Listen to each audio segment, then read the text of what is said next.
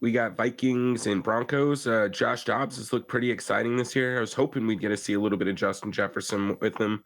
But this should be an interesting one, man. We got a team on a 5-game win streak and a team on a 3-game win streak. It's a good way to ease into a pretty busy holiday week of football here. Yeah, man. When I looked back like a week or two ago at this game, I was not looking forward to it. Things have changed a little bit, man. We've got two teams that are actually NFL teams going against each other at this point. Let's do it.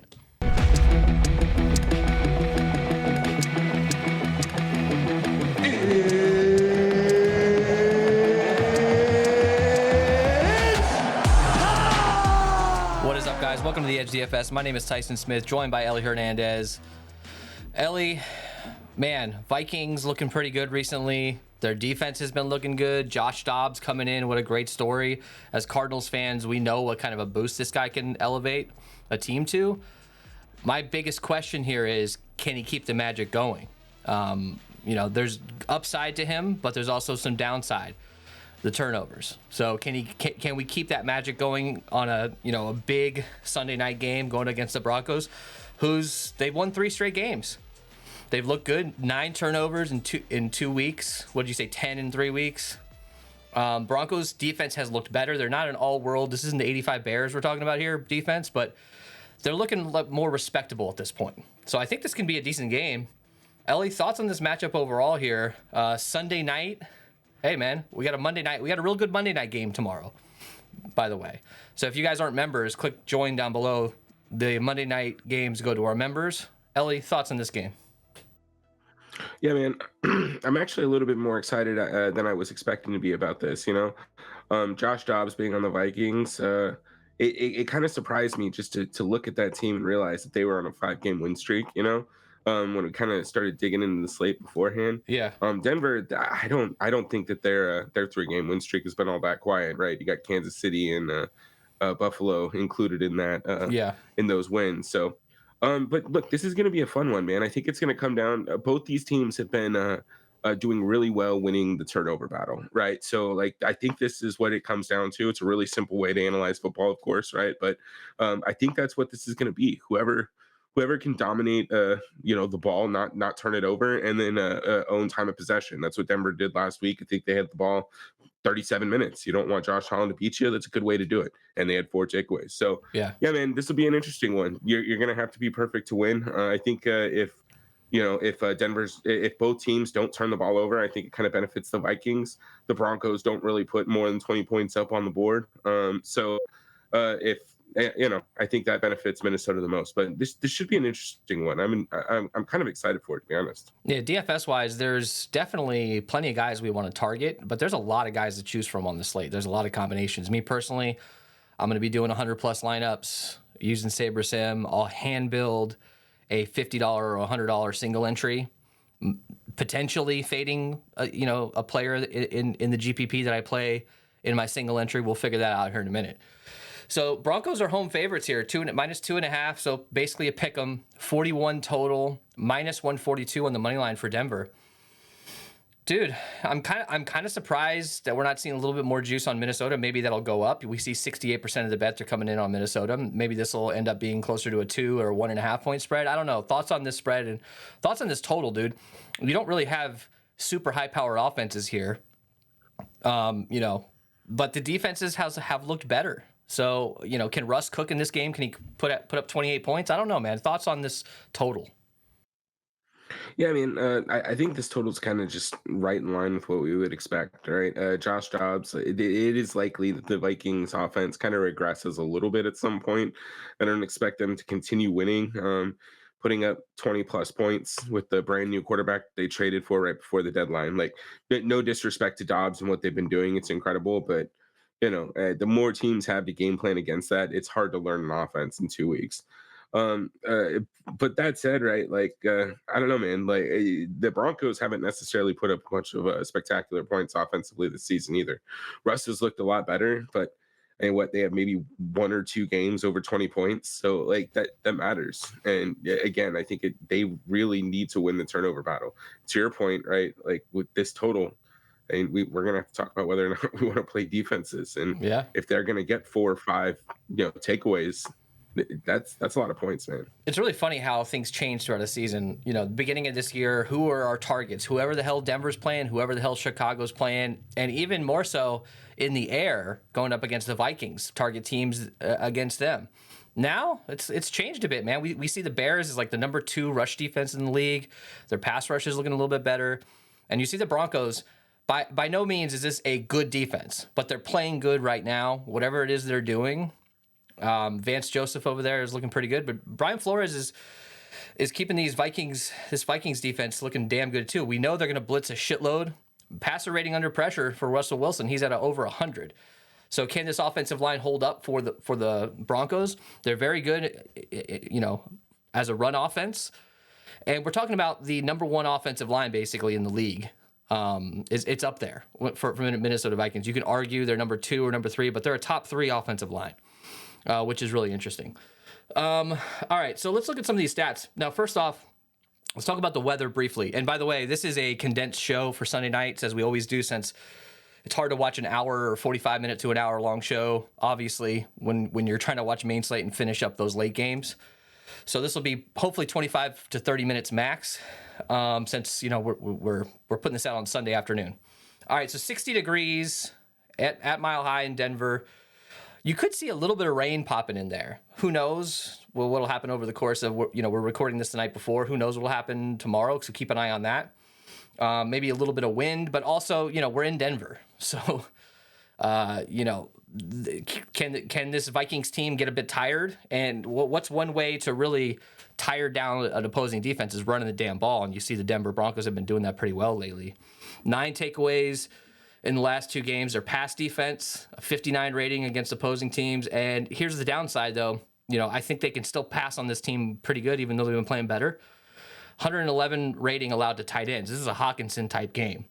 When it comes to pass blocking, like I said, this Minnesota Vikings offensive line looks really good. But look at the run blocking ranking here. Broncos are 3rd. Minnesota's 4th, according to PFF. Now, that's surprising to me because this team is not a very good running team. They're graded well when it comes to run blocking on their offensive linemen. But Alexander Mattison has not been all-world this year by any means. I think at this point, he's dealing with a concussion issue. We don't know if he's going to play or not. Even if he does play, I think you can consider playing Ty Chandler. In that game last week before he left with a concussion, we saw Ty Chandler getting reps, and we saw him score a touchdown in that game. So something to keep an eye on. When it comes to the other side, like I said, this 5-game winning streak here, I'm just grabbing stuff from all different sources here. They're holding running backs to 3 yards per carry. So Javonte Williams on paper looks like a good matchup, or a good play this week with this price and how much they're using him and how many carries he's getting. But this Minnesota defense is looking pretty good against that. So thoughts on matchup wise, what are you looking at here? What jumps out to you? It seems like a pretty straightforward matchup, but do you see any edge here, maybe besides the tight end position? Do you see an edge for the Broncos run game at all? What are you thinking? Well, look, I think the Broncos run game is something that it's really easy to kind of gloss over. Russell Wilson's been great, but over the past, I think, 5 weeks, they've had over 100 rushing yards per game, right? And those are a team stat. Russ has been getting 20, 30 plus per game. But I just really think that benefits Javonte Williams a lot. So I like Javonte Williams in this matchup. I think I think Denver is going to do their best to just run the ball and play good defense. Try and win that home game, man. This is something that I really think Javonte Williams is probably going to be the guy here. If we look at Russell Wilson's output, last week he had 18 completions or whatever, still under 200 yards, right? It's not necessarily high volume offense. So I like Javonte Williams a lot. I think that's the matchup that I'm looking at the most. Yeah, look, Josh Dobbs rushing the ball, it's there. It's been there. We've seen it with Arizona. He's out playing playground football, and it works a lot of times. But like I said, there's a downside to that sometimes, and he can turn the ball over. You could see some defensive scoring in this one potentially. So when it comes to injuries, we'll talk about that briefly, but we need to talk about Osborne. He is questionable with concussion. He didn't play last week. Jalen Naylor played like 3% of the snaps last week. he was running calisthenics out there. He wasn't really getting targeted. He had like one catch for 16 yards. But dude, Jalen Naylor is $200 during best ball season coming in during training camp. I was drafting him. He was looking like he could potentially be a third type wide receiver on this team. And even if Osborne comes back, I think they move Naylor into the slot, and you see less time out of him, but you still are going to see some Naylor. And for a $200 guy that's on the field a lot, something worth mentioning. And look, the right side of this line for Denver, two studs on the right side here when it comes to run blocking, something to keep an eye out for. So let's get to injuries. We've already briefly talked about a couple. So obviously Justin Jefferson's not going to be activated for this one. Alexander Mattison, concussion, questionable. And you've got KJ Osborne, questionable as well. Not a whole lot to talk about here. I had some trouble, for whatever reason, getting like official like Friday or Saturday injury reports out. So maybe that came out later. But it doesn't look like there's a whole lot to worry about here. But we do have to pay attention to Madison and KJ Osborne, right? Thoughts on that? And how do we pivot if those guys are out? Yeah, I mean, unfortunately, Ty Chandler is pretty closely priced to Madison, or I guess fortunately, whatever it is, it's straight 1v1 swap. If you're heavy on Madison, I prefer Ty Chandler anyway, so I don't know if it's really that big of a deal. But obviously, KJ Osborne matters a lot. If he's out, right, whoever plays that second wide receiver is important. But I also think T.J. Hawkinson probably just becomes even more of an elite play. Yeah, we saw it last week. T.J. Hawkinson absolutely crushed without a guy like Osborne in there. He was targeting Addison, he was targeting guys out of the backfield, and he was targeting Hawkinson. All right, let's get into... We're not going to do a full breakdown here, obviously, but what we will do is get into just talking about some brief salaries here. So let's look at that. Let me switch over to Draftkings here. We're going to build here in the app. So Justin Jefferson, if he was active, he would be the most expensive guy, and that's obvious. He's 12.2K, but he's out. Josh Dobbs, 10.6K. He's the most expensive player on the slate. Deserved? I don't know. That's a good question. Russell Wilson, 10K. Hawkinson, 9,400. Williams at 8,800. And you could probably consider that the top tier. You could argue that Addison, Sutton, and Judy are probably maybe in that mix as well. Those guys are all between 7,800 and 8,400. So thoughts on the top end here, man. Like, does this feel like a two quarterback type game for you? If Josh Dobbs gets a rushing touchdown, gets 50 yards on the ground, this feels like a situation where you might need to have him at captain. But like I said, you could see some turnovers in this game. Thoughts on Dobbs? Thoughts on Wilson? I personally think that Wilson kind of is on a roll. I think the Denver Broncos win this game, but we haven't really seen him throw for under 200 yards. How does he get there at a 10K price tag? Yeah, man. Look, I don't even know if he needs to necessarily get there. He's probably going to be one of the highest scoring players on Denver. So, look, man, if he has 14, 15 fantasy points, which is a low expectation, right? He's had 18, 14, and fucking 9. So, I look, if he's going to have more than 15 plus at that price tag without Justin Jefferson on the slate, you can pay for him. So you're probably going to be looking. I think he's probably more of a need to play than Josh Dobbs. Yeah. This is a home game for Denver. I expect them to. I think they can win this game too. I think this is very much in their favor. Right. Again, Dobbs is going to have to regress at some point. Like he's doing great, but we did watch him for 8 weeks and or whatever it was. There's a reason why he was a tradable player. There's a reason why he's been a perennial backup. So, look, this Denver defense is improving. So I think you look at Russell Wilson, Dobbs is definitely in play. You got a lot of salary to work with without Justin Jefferson. So I think you might be able to play probably 3 or 4 of this top tier here. Hawkinson, you're going to see, you see this 32 opponent rank in green. He's going to be popular this slate. I think you can play him at captain plenty. You can play him in the flex as well. Jordan Addison, 8,400. Obviously, always a pretty good play. He's the number one dude on this team without Justin Jefferson. He's going to get you there. It feels like to me, Addison is a guy that you could pretty much lock in 10 fantasy points, even in a bad game. With upside, you see that 35-point game there. 10 fantasy points at that price, I don't know. Will it get you there? I don't think so, but he's a guy that you're going to want to roster. And in Sutton, we saw one of the most incredible toe tap catches we've seen in years almost from him last week with Russ Wilson doing what we've seen him do for years back in Seattle with a little scramble and a toss up to the corner of the end zone. You got Jerry Jeudy who's getting involved, 7,800. So the big question here is Madison at 74, Ty Chandler at 7. Even if, like I said, if Madison's active, I think they give Ty Chandler a shot. I think he gets the bulk of the snaps. This is just me just guessing based off of watching that game again last night. Or I watched that game today previously. It seems like Chandler is probably the guy. Thoughts on that, and we'll move on. Yeah, man. I'm not high on Madison. Just in general, I like Ty Chandler. I think he's fine, especially at his price tag. Again, like I think this is unless we get some weird news that somebody else is out and like just like a $200 guy becomes an elite play. Like I think with Justin Jefferson being out, everything's priced nicely enough that you can probably get a decent amount of this mid tier. Tyson Chandler being at 7K, he actually might get missed over on, right? People might just go down to KJ Osborne there. Yeah. But I don't know, even go down further than that. But I think Ty Chandler is a pretty interesting play, to be honest with you, especially against.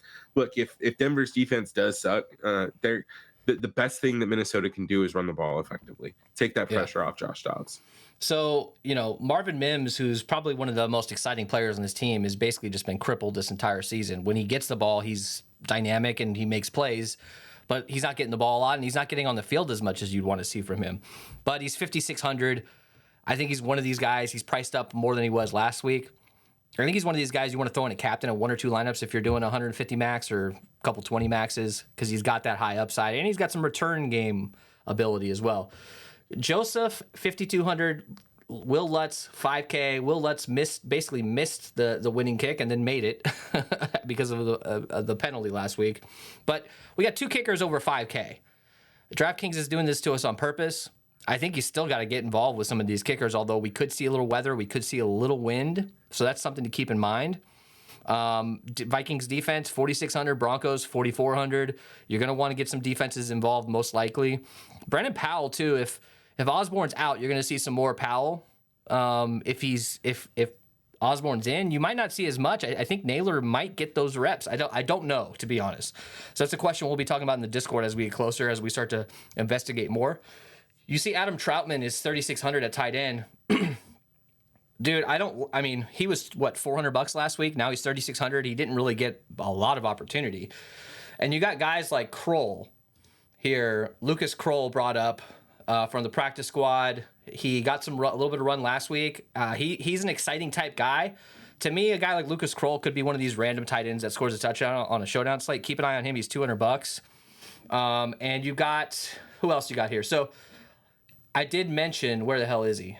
I did mention Naylor. He's $200. That's an interesting play. We'll have to see, what's going on with Osborne. Any other low end guys that you're looking into here? I know that, where is he? Myles Gaskin. You could see him be the backup if Madison's out. I don't know that I'm touching him if Madison's in. But what about some of these dudes like, where's my boy here? McLaughlin and P. Ryan. We saw them get involved. McLaughlin's he's an exciting type player. He's like a Keaton Mitchell type player that can go off. We've seen him go off. But with Javonte Williams absolutely crushing, man, you have to expect that he's going to get a bulk of the stuff. But we can look at P. Ryan and McLaughlin in the pass game here for some value at 3,200 and 2,800, right? Any of these guys interest you here? Yeah, man. Look, I think those two probably the most, P. Ryan and McLaughlin. Otherwise, I just rotate tight ends, Troutman, whoever the fuck that guy was that you just brought up, right? You kind of just punt those positions a little bit, and then whatever. I think whoever, if Madison's out, whoever the backup is, or whoever you feel strongly is going to get that backup run, they're probably going to be priced around $200. So again, I think that's an interesting play as well. Throw us a like, guys. We appreciate it. Let's get to 50 likes in this video. Make sure you guys are subscribed. Next week for the holidays, we're going to be doing a ton of shows. We got that 3-game slate on Thanksgiving. We've got the Thursday night football game on that day we'll do for Showdown. We got the Black Friday game we're going to do for our members, and as well as the Monday game. And then we got the Sunday night game. There's tons of shows next week. Make sure you're subscribed. Let's build a lineup, dude. So let's talk about this, $100 single entry that we want to try to hand build and try to lock down as we get closer. Who do we got to play at captain here, dude? There's a lot of options, man. Is this a Hawkinson situation? Is this a Javonte Williams situation? I probably would lean more towards Hawkinson. Or do we go with Dobbs because of his rushing upside? I think it's Hawkinson, man. Like I just feel like Hawkinson might be like my favorite captain so far. Yeah. So let's talk about this. I feel like, is this a two quarterback situation? I don't know. Let's put him in. Let's see what happens. We got 5K a pop. So if we decide to go value in the last spot, we could end up getting, we probably want to get a guy like Sutton or Judy. But then can we get Javonte Williams? I want Javonte Williams in this lineup. What are we not going to play Addison? Like, where do we go here? Like, who would you pick out of these 3 or 4 guys here that we should target? Like, we probably want to get to 2 of them. And can we get to 2 of them? I don't think we can, but I mean, I start with Javonte Williams, man. Yeah, we're not going to be able to get to 2 of them. That's unfortunate. Let's probably, I mean, dude, where do we go from here? Like, we don't have quite the injury news, like the affirmative injury news that we want at this point. So the value is still up in the air. But do we got to go kicker here? Like, is this a double kicker situation or a kicker and a defense? Like, I know we can get both. No, we can't get both kickers. So we're going to have to go low. So this kind of sucks with both quarterbacks. Let's pull one out. Should we pull out Russ Wilson in this one? Since Josh Dobbs, we know you can get at least 6 fantasy points probably out of him in the rushing game. Yeah, let's pull out Russell Wilson, and then what? You want to throw in Sutton? Yeah, I think we should probably cover ourselves in some way to the pass game here for Denver. Let's throw Sutton in. Can't get to Addison. We can't get to Russ, obviously. Ty Chandler, I mean, we got to wait to see what's going on with Madison, but Ty Chandler to me is interesting, but I wouldn't play him in a single entry right now unless Madison's out. So is this a kicker situation here, at least for one of these spots? Probably, right? So who do we want to get? Maybe we want to get Lutz? Yeah, let's go with Lutz. 3,300, so it's a P. Ryan or McLaughlin. So this is a tough one with Hawkinson. I mean, it's still fine. P. Ryan is fine, most likely. We're going to have to work that out. So jump in that Discord, obviously, and I'll be posting that as we get closer to lock. That my favorite core build there. Let's move on to a GPP build, dude. So who do we want to start with? You want to go with Javonte or Addison or one of these pass catchers here? Let's just start with something weird. Throw in Josh Dobbs and let's run it back with some heavy Denver. What do you think? Yeah, I love that, dude. So let's go Russ. Do you want to fade Javonte here, or is this a blowout Denver, or is this like a Denver leading situation and Josh Dobbs gets a bunch of garbage time? Like, what's our game script here? Yeah, I actually think that is like it's really Denver kind of just dominating defensively, but Dobbs accounting for all the offense. So what about Javonte Williams and then Broncos defense? I think you can just throw in Will Lutz and see where we're at from there. Broncos defense, Will Lutz, 5,900. So you can go Greg Joseph here too. So you got Dobbs and Joseph, a 2-4 with Russ, Javonte, Broncos defense, and Lutz. So let's try without Broncos defense. Let's try to get a pass catcher in here. Let's try to get Sutton in, and let's super punt here. So Dobbs, I know we're fading Hawkinson here. Hey, here, you know what? Let's try this. Let's try to get Hawkinson. Let's see what we can do. We got Dobbs and Hawkinson. Let's do a 2-4. Let's get 2 more Denver guys in here. Right off the bat, I'm just gonna go. I know, use whoever you want, but this Kroll guy, I'm going to throw him in for this. There's probably better value out there as of right now, specifically Naylor. You could probably trade that out and get a 3-3 here, but let's stick with this 2-4. Mims, I don't hate that, but probably more realistically, I'd probably go with a Will Lutz situation, right? Yeah, I mean, but I mean, look, here's one thing, right? If you want to be unique, $700 probably isn't as unique as we thought, right? So just random tangent. When we talk about Nelson Aguilar and the slate that we just watched, Nelson Aguilar was in the most duplicated lineup of the entire slate, right? Duplicated 900 times. Like, you got to be careful with some of this stuff. And I don't know, man. Maybe instead of Will Lutz, we go even down even further. Throw in, I don't know, Broncos defense or something. Like, actually, get weird. Adam Troutman double stack that weird tight end. Yeah, Yeah, and look, Kroll will not be owned. He'll be like 1 or 2% owned, so we probably wouldn't have to worry about that here. But like if you threw Naylor in here, who I think will be owned, wherever the hell he is, I can't find his ass. Where is he? Naylor. Yeah, Naylor. it's I same already know price. her. All right, yeah, but you get what I'm saying. Yeah. So Dobbs, Wilson, Javonte, Hawkinson, Naylor, Broncos defense, something to that effect. Let's build one more lineup, dude. We'll call it a night here. Where you want to go? Do you want to get like a Sutton? Do you want to? I mean, obviously Addison's a great play. Do you want to go low with someone random? Do you want to go a defense here? What do you think? Let's do Madison out, Tyson Chandler captain. What do you think? Ty Chandler. Yep, Tyson Chandler played for the Suns and the Bulls and many a. But hey, I like it. Houston. All right, so Ty Chandler captain. That's interesting, dude. I kind of like that. A little weird. So what happens if Ty Chandler is the captain, the optimal captain? Well, a lot of things can probably happen, but do we need Dobbs with him? I think so. I think they got there, kind of in the screen game, in addition to a couple end zone or red zone touchdowns. Yeah, he did have he had a direct snap wildcat play for his touchdown, which was kind of interesting in the red zone there. Let's do both quarterbacks. Let's just start out. And then let's try, let's get Hawkinson. Let's see what we can do. We got a cheaper-ish captain. So we can make a decision here to punt in the last spot or mid-range or, stars and scrubs here. What do you think we should do? Should we get an Addison situation? Should we get a Sutton or a Javonte and then pay down? What do you think?